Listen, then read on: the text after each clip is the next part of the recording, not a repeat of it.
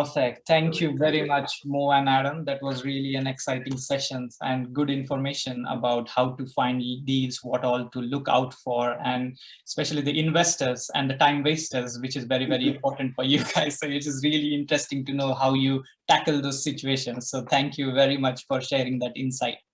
So now, guys, I can see 26 participants. So this is the time for the participants to ask their questions. Ask there any burning questions you have, get the questions answered from the experts directly. We just have 15 minutes of time to get your question answers. So just feel free to type your questions in the chat box and let me know if you have any questions.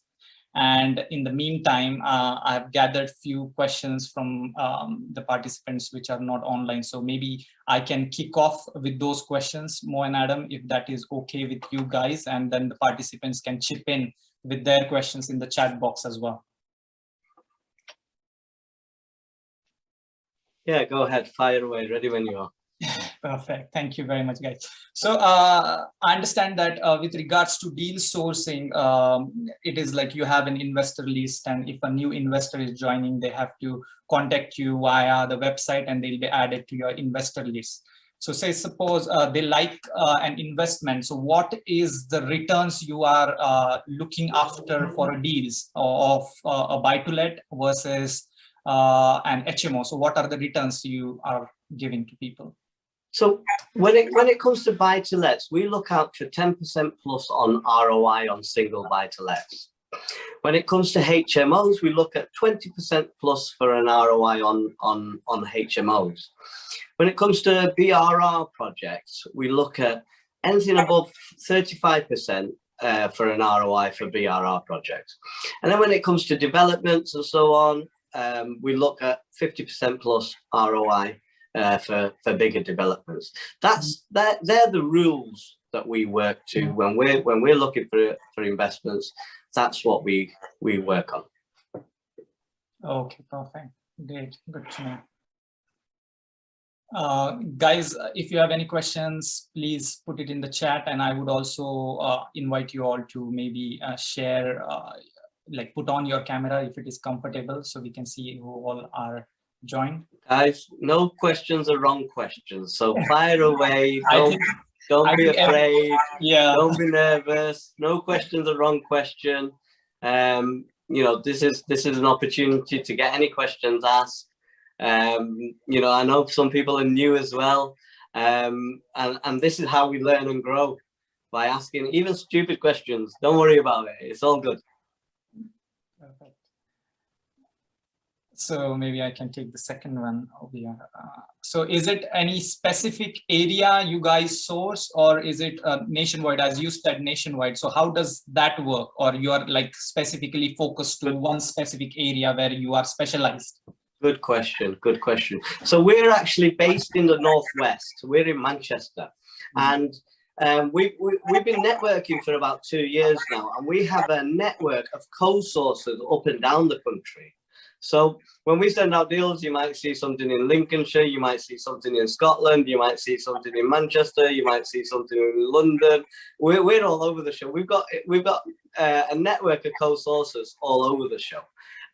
So yeah, we have a nice balance of co-sources up and down the country. Okay, perfect.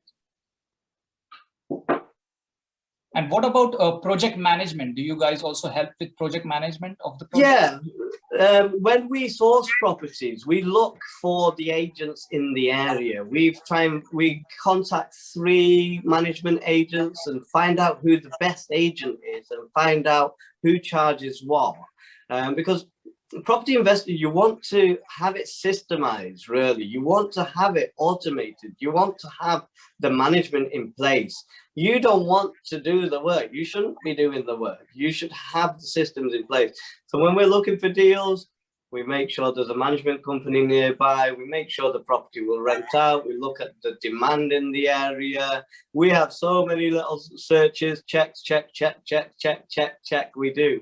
To work out how good the deal is for our investors. Perfect. Yeah. Good to know. can't see any questions yet in the chat box. Maybe I can continue with the list which we any. Yeah, I have a question, Mo. Yeah, Paris. Yeah, so actually, when we see any deals, so do you prefer the off-market deal or the deals that we search on Rightmove or on such platforms? So which one is better to go for? Good question. Very good question. A deal is a deal, whether it's come from Rightmove or whether it's come from direct to vendor. It's all about securing that deal off Rightmove. So our closed sources on ourselves, if we're selling something that we've seen on Rightmove, we'll make sure we've got it secured first. We've put the offer in and they've taken it off the market because they've accepted our offer. So even if it's on there, our job is to make sure it's secured. So it doesn't really matter where the deals come from. What matters is the formulas on the deal, whether it stacks up and the ROI on the deal. All about formulas, not feeling. When it's property investing, you're an investor. You want to be in that investor mind frame that I'm an investor, I might be working, and I'm investing my capital into property for it to work for me for when I'm not working. Obviously, we all know property is a long game. If you're buying property to hold it, it's a long game. There's structures and things like that you got to buy in a limited company as well these days. It's more tax efficient, and it's all about the long game. That's it. Okay, thank you, Mo. I've got two questions. One is from Mark and one is from Bijoy. Bijoy, you have sent the question directly to me. So I'll ask Mark to maybe mute yourself and ask the question. Feel free. Come on, Mark, get involved. Evening, guys. Thank you guys for great value. Really appreciate it. Just picking up on what Adam said in regards to his acronyms. The last acronym was S for sales. So you mentioned about being able to sell to agents. So do you follow a script when you speak to agents? Is it sort of free flowing? How do you speak to agents? I'll let Adam answer that one. Don't want to take over the show. That's a brilliant question, Mark. Thank you so much for that. In sales, there is some sort of scripts, but you can't just stick to a script because you'll just sound like a robot. It won't work.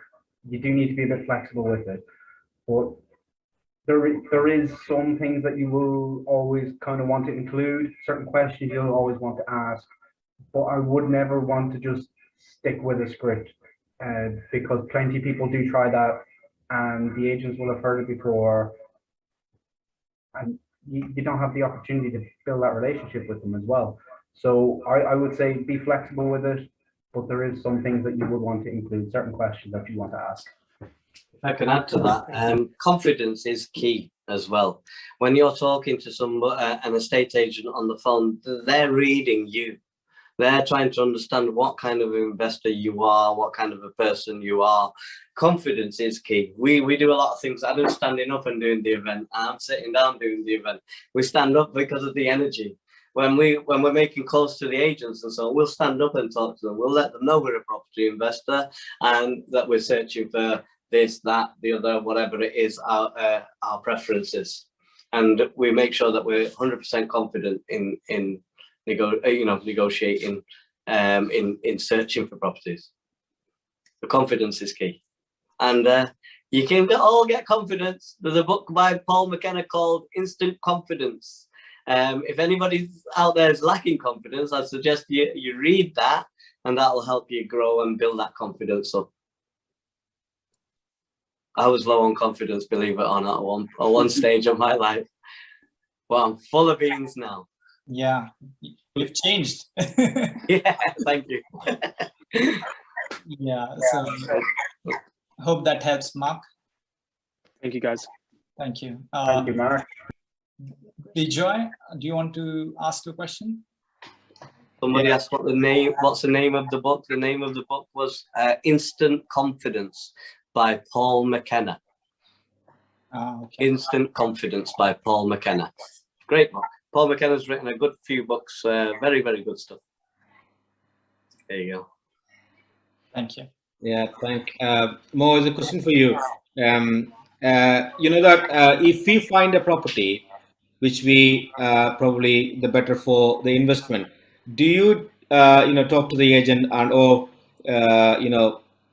negotiate with the agents Yeah, on their behalf? Yeah, on behalf of you. yeah. I mean, yeah. We we we we we find properties as though we're buying them out ourselves. So we'll go out there, we'll look at a property, we'll work out how much work's needed, you know, all the due diligence is run, and then we'll put an offer forward.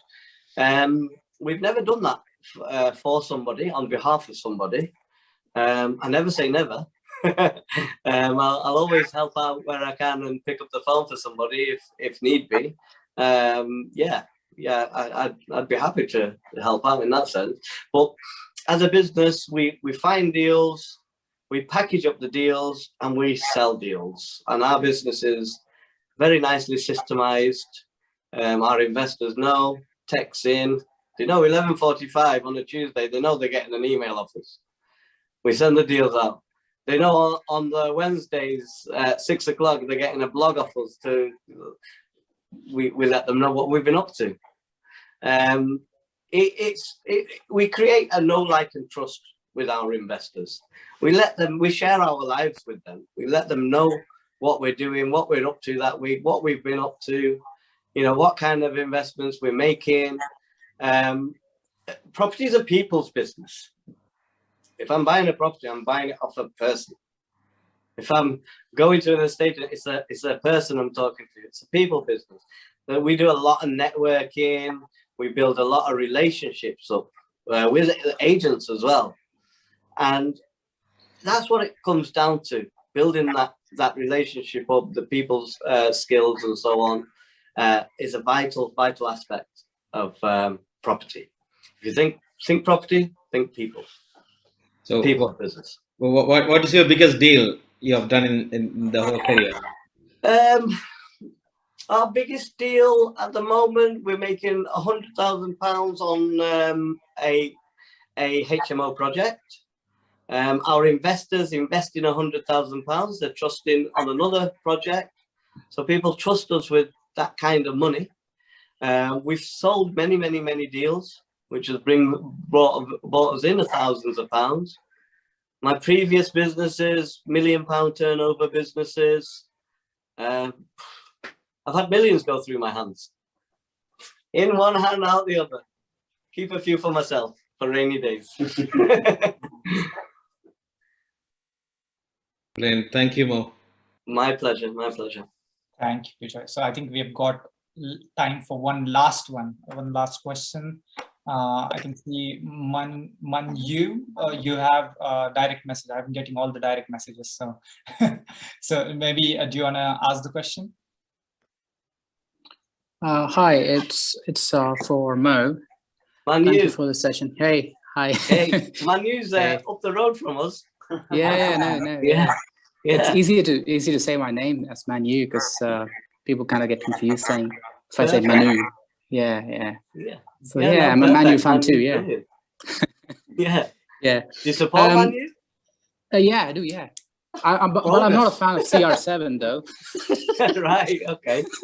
So I'm kind of mixed at the moment. Yeah. So my question basically is, I'm a newbie to the whole investment kind of scenario. So what's like the minimum that a person needs to come up with to start the investment with you guys?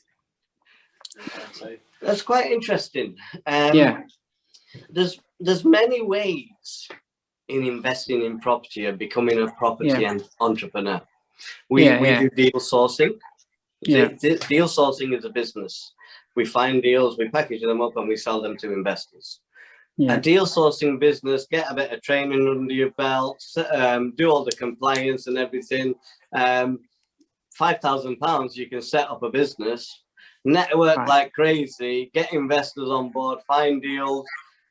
You know, that's one entry level of being in property. Okay, cool. Then there's single buy-to-lets.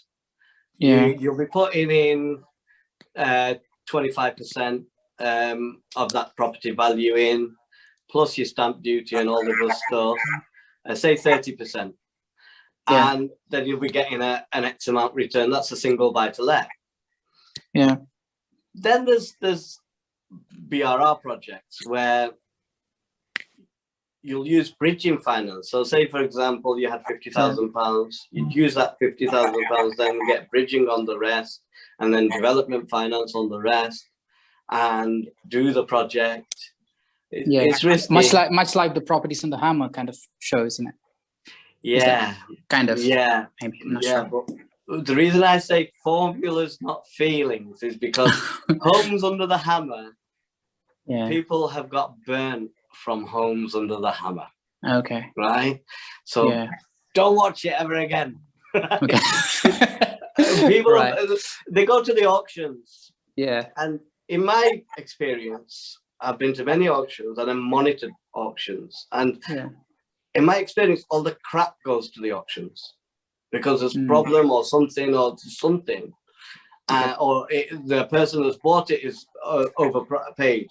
And then people have watched Homes Under the Hammer and they go to the auctions and they've got a bit of money. Well, they're not buying with education and they're not buying with formulas, and they're buying with feelings. Oh my God, darling, that looks so nice. We've got to have it. Right? And they overpay for property. And when you overpay for property, it can screw you up for 10 years, 20 years. Right. It can screw you up big time. So never make that mistake. Entry level. Then the other one is service accommodation. Have you heard of service accommodation, rent to service accommodation, rent to HMO? Yeah, because the Project Possible team, they've been doing lots of classes and stuff like what you just said, like deal sourcing and buy to let and stuff like that. Yeah.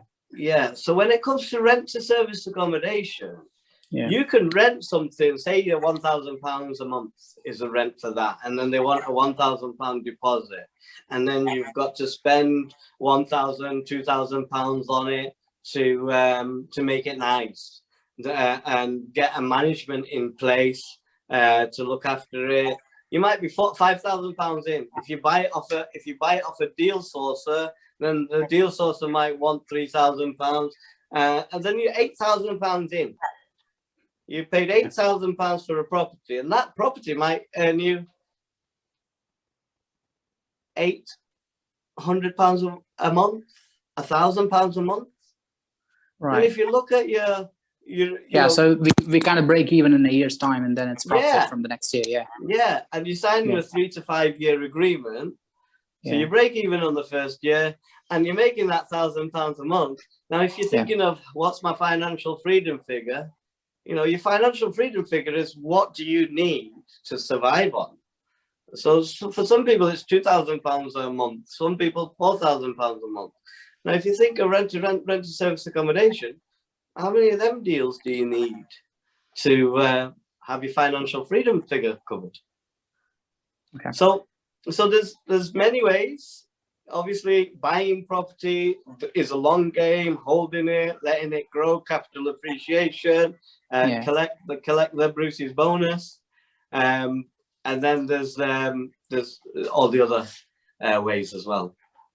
So that's one beauty of property, is that there's many, many, many ways that you can invest. You can be a property investor. Smashing. Thanks, Mo. Okay, pleasure, Manu. All right, cheers. we're in Manchester, and anytime you're watching the game, we accept free tickets, no problem. Yeah. All right. You can pick our brains all night long. Okay. Cool. Okay. Yeah. That's it. Free ticket and one deal for you, Manu. That's it. Free ticket, and we'll sell you a deal. Thank you very much, Manu. Hope that helps you. And I think that's it for the questions. The time is up for questions. So thank you very much, Mo and Adam, for your valuable time. And it's always good to hear an insight from experienced people like you, like what all things we should be looking at. And especially when you talked about auction properties and the hype around it, it's very important that we do our due diligence around it before we buy. So thank you very much. Pleasure. Thank you, guys. Thank you all. Thank you. Thank you.